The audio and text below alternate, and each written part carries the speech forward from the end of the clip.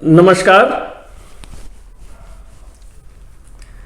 हमारा आज का विषय है वह है गंडमूल से संबंधित। हमारे बहुत सारे शुभचिंतक रिक्वेस्ट किए कि आप एक गंडमूल के विषय में एक वीडियो बनाइए, तो इसके लिए आज हम गंडमूल के विषय में ही हम बात करेंगे। तो जैसा कि हम जानते हैं कि हमारा जो जीवन चक्र है वह 9 ग्रह, 12 राशि और 27 नक्षत्र, ये सब मिल करके ही हमारे जो जीवन है उसको संचालित करते हैं।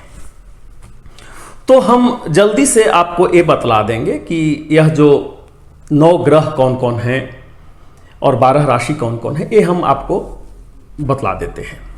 तो उसमें 9 ग्रह में आपका हो गए चंद्रमा, जिनको हम लोग सोम भी बोलते हैं, मंगल ग्रह, बुध ग्रह, बृहस्पति ग्रह, शुक्र ग्रह, शनि ग्रह, सूर्य, राहु और केतु ग्रह, ये 9 ग्रह हो गए। इसके बाद 12 जो राशियां हैं वे हैं मेष, वृष, मिथुन, कर्क, सिंह, कन्या, तुला, वृश्चिक, धनु, मकर, कुंभ और मीन। ये हो गया 12 राशि।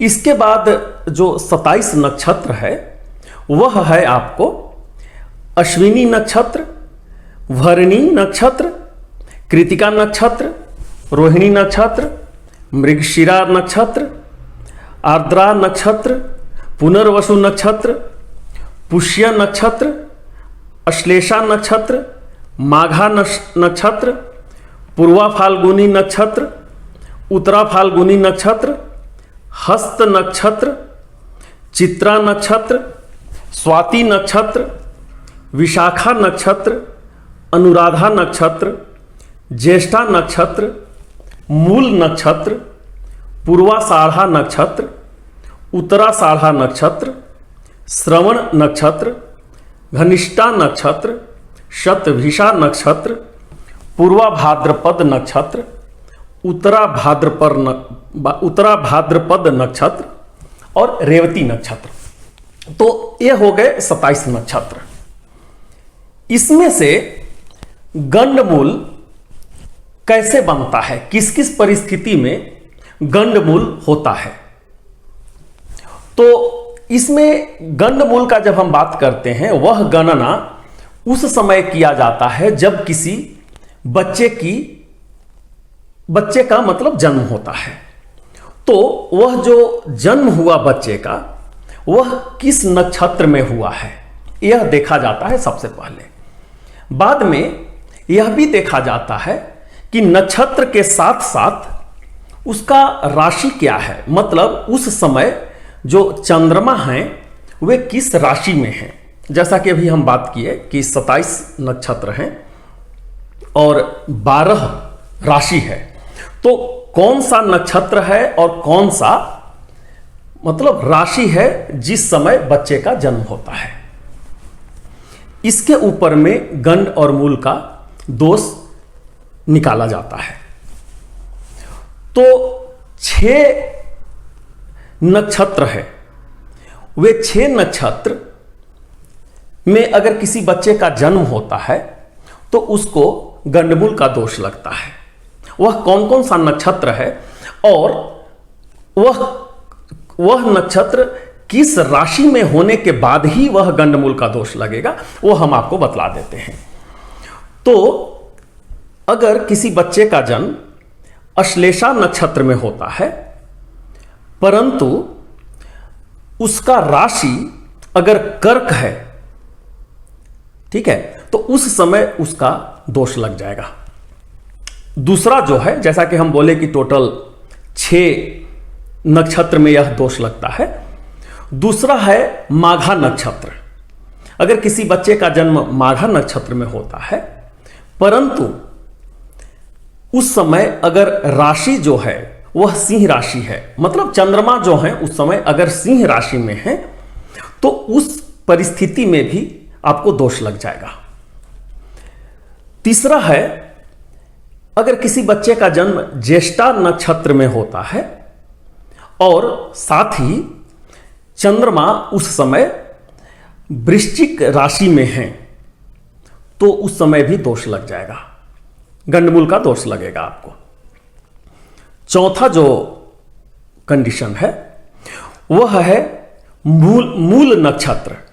अगर किसी बच्चे का जन्म मूल नक्षत्र में होता है और राशि जो है धनु राशि है, मतलब चंद्रमा उस समय धनु राशि में है, उस समय भी आपको दोष लग जाएगा।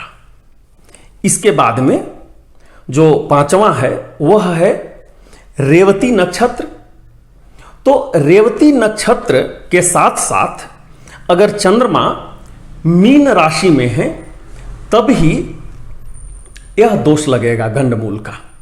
और जो अंतिम है वह है अश्विनी नक्षत्र।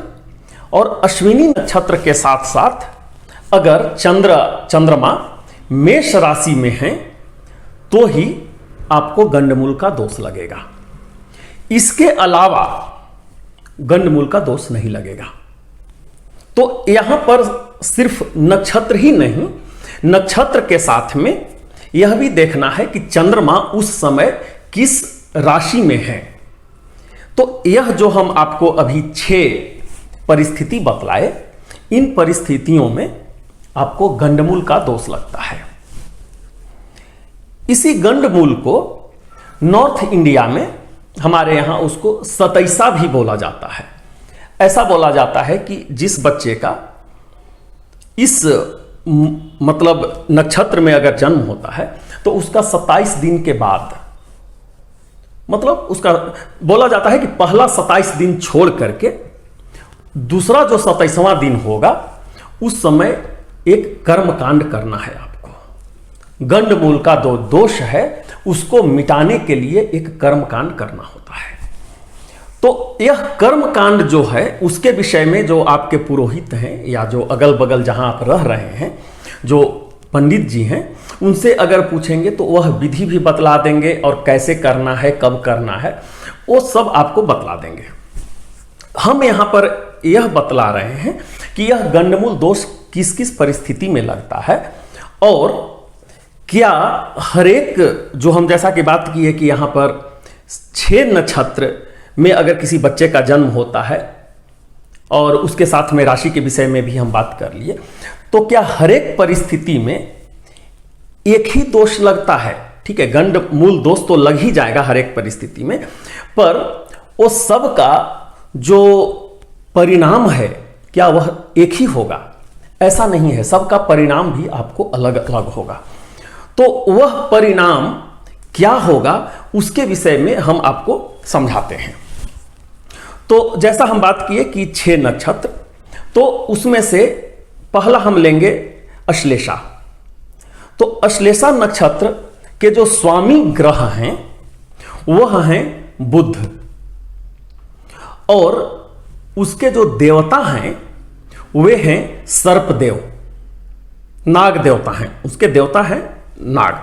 मतलब नक्षत्र जो गंडमूल दोष वाला जो नक्षत्र है वह हो गया अश्लेषा, उसके स्वामी ग्रह हो गए बुध और देवता हो गए सर्पदेव। दूसरा, जब माघा नक्षत्र जिसमें गंडमूल लगा है और उसके स्वामी ग्रह हो गए केतु और उनके देवता हो गए पितृदेव। तीसरा हो गया ज्येष्ठा नक्षत्र, इसके स्वामी ग्रह हो गए फिर से बुध और इसके देवता हो गए इंद्रदेव। हम यह क्यों बात कर रहे हैं वो आपको समझ में आएगा। पहले हम एक लिस्ट बना लेते हैं कि कौन सा नक्षत्र के कौन से स्वामी हैं और उनके देवता कौन हैं। ठीक है, चौथा जो दोष वाला जो नक्षत्र है वह है मूल और उसके स्वामी है केतु और उनके देवता है राक्षस। पांचवा जो दोष वाला जो नक्षत्र है वह है रेवती। इसके स्वामी हैं बुध और देवता हो गए सूर्यदेव। इसके बाद जो नक्षत्र है वह है अश्विनी। उसके स्वामी ग्रह जो हो गए वह हो गए केतु और उनके देवता हो गए अश्विनी कुमार। तो यह हम अभी समझ लिए कि क्या नक्षत्र हैं, किस नक्षत्र के कौन स्वामी ग्रह हैं और उस स्वामी ग्रह के देवता कौन हैं, यह अभी हम लोग यहां पर समझ लिए। तो अब यह समझिए कि इसमें से अगर किसी बच्चे का अश्लेषा नक्षत्र में जन्म हुआ है, तो हम अभी बात किए कि उनके स्वामी ग्रह हो गए बुध। तो बुध ग्रह के बारे में यह बतलाया गया है कि उनका अपना कोई क्षमता नहीं है, अपने आप में वे कुछ नहीं कर सकते हैं, लेकिन उनके पास शक्ति बहुत है, अपरंपार शक्ति है उनके पास। तो ऐसा बोला जाता है कि बुध देव को जो भी अगर कोई गाइड करता है उनको अगर चलाना चाहे, उनको अगर इस्तेमाल करना चाहे, तो अपने तरीका से बढ़िया से इस्तेमाल कर सकता है। जैसे अगर कोई बुध देव को अगर कोई राक्षस इस्तेमाल करे तो वह राक्षसी ताकत जो है उसकी बहुत बढ़ जाएगी। उसी तरीका से अगर कोई उनको देवता इस्तेमाल करना चाहे तो उस देवता का ताकत बहुत बढ़ जाएगा। ठीक है, क्योंकि जो बुध ग्रह जो है उनका जो ताकत है उनको जो उपयोग करने वाले हैं उनके साथ जुड़ जाता है। ठीक है, तो जिनका भी अश्लेषा नक्षत्र में जन्म हुआ है और स्वामी ग्रह अगर बुध हैं और उनके देवता जो हैं सो सर्प देव हैं, जैसा कि हम पहले भी आपको बतलाए। तो यहां पर ऐसा देखिए कि अगर किसी का सर्प दोष है या फिर अगर परिवार में ही किसी तरीका का सर्प दोष चल रहा है और उस परिस्थिति में अगर बच्चा जन्म लेता है तो बच्चे के ऊपर काफी हानि होने का उम्मीद है। इसीलिए ऐसा बोला जाता है कि जो भी दोष हो परिवार में ही माँ बाप के ऊपर में, वह दोष को जितना जल्दी हो उसको खत्म किया जाए। उसको बहुत दिन तक रखना नहीं है, जल्दी उसको खत्म करना होता है। तो यहां पर अगर सर्प दोष किसी का है और उस परिस्थिति में अगर बच्चे का जन्म होता है, तो चूंकि बुध देव का अपना शक्ति जो है, तो वह जो सर्प दोष है वह काफी बढ़ जाएगा उस परिस्थिति में और आपको काफी ज्यादा हानि का सामना करना पड़ सकता है। दूसरा हो गया माघा नक्षत्र। अगर किसी बच्चे का माघा नक्षत्र में जन्म होता है तो केतु उनके स्वामी ग्रह हो गए, केतु, और उनके देवता हो गए पितृदेव। तो यहां पर भी वही परिस्थिति है।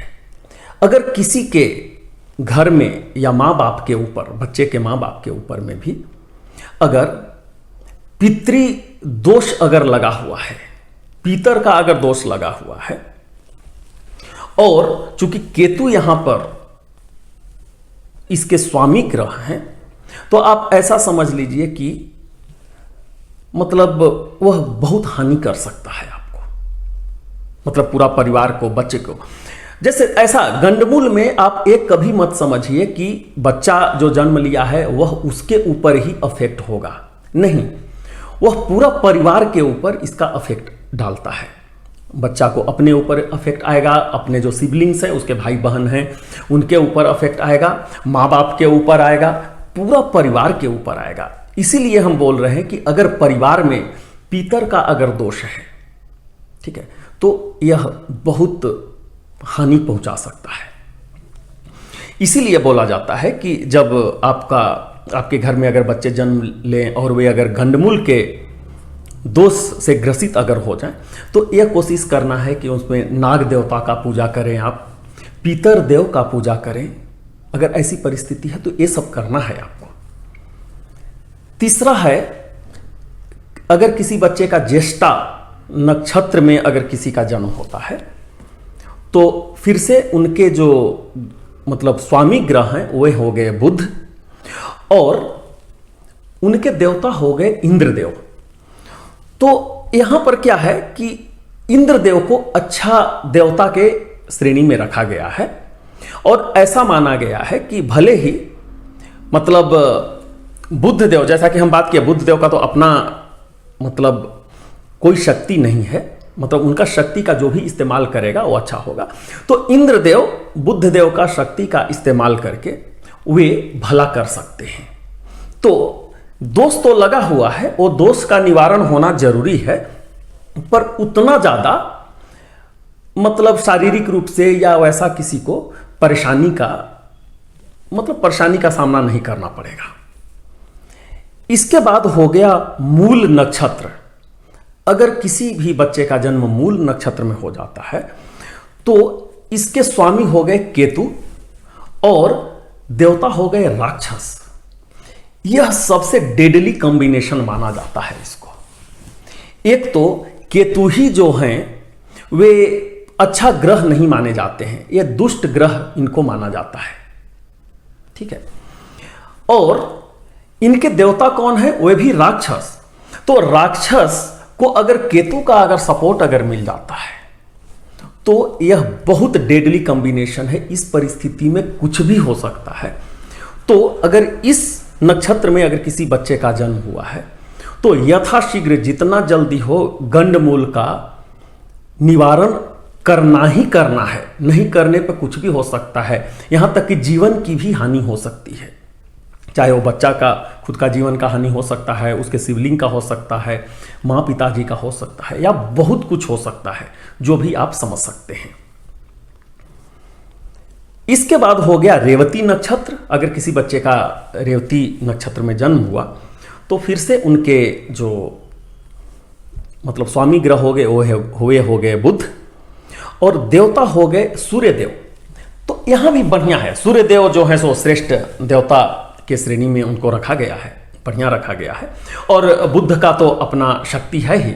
तो सूर्यदेव का जो भी आशीर्वाद है, बुद्ध देव का शक्ति मिल करके वे भला ही करेंगे। अगर थोड़ा बहुत कुछ अगर दोष बनता भी है तो वे जो सूर्यदेव हैं उसको खत्म करने का, कम करने का कोशिश करेंगे।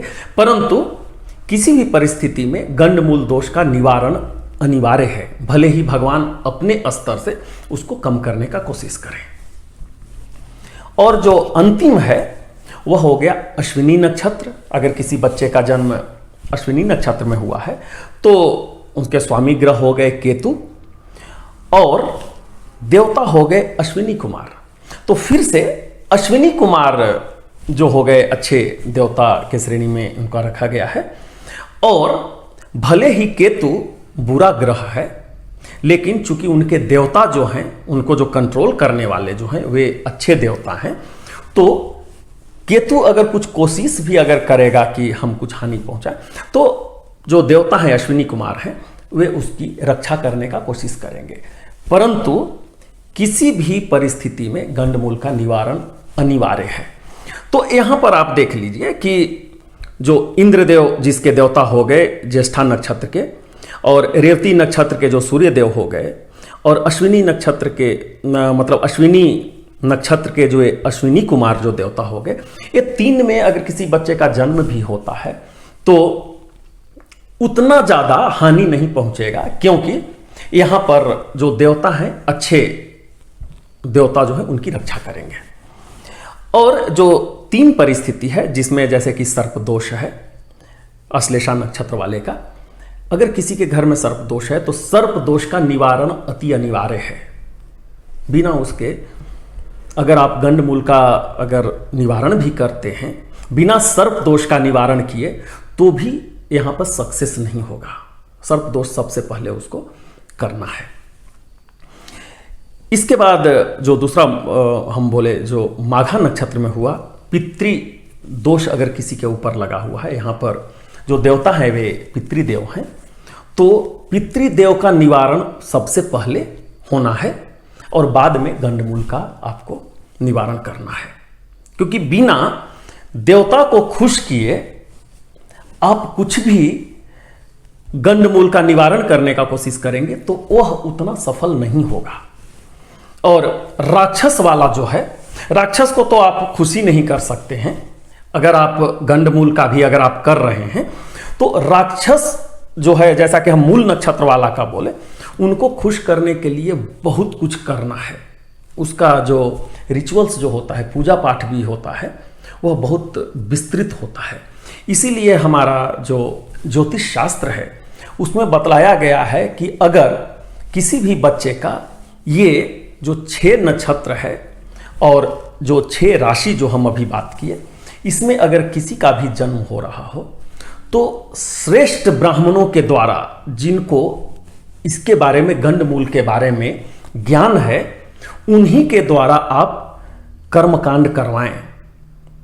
ऐसा नहीं कि कोई भी किसी को भी हम बुला करके कुछ कर्मकांड करवा दिए, ऐसा नहीं है। काफ़ी श्रेष्ठ लोग जिनको काफ़ी शास्त्र का ज्ञान है, उन्हीं को गंडमूल का दोष का निवारण उन्हीं से करवाना है, तभी ये फलीभूत होगा।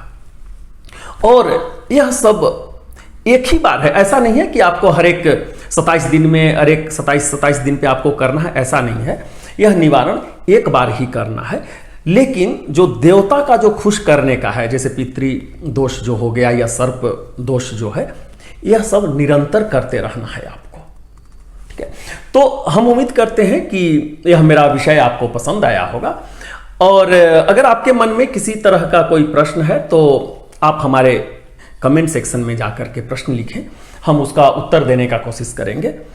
और हम ये भी चाहेंगे कि आप हमारा चैनल को सब्सक्राइब कर लीजिए, ताकि जब भी कोई नया विषय आए वह सर्वप्रथम आपके पास पहुंचे। तो बहुत ही जल्द हम आपके समक्ष नए विषय के साथ उपस्थित होंगे। तब तक के लिए हम आपसे विदा लेते हैं। बहुत बहुत धन्यवाद। नमस्कार।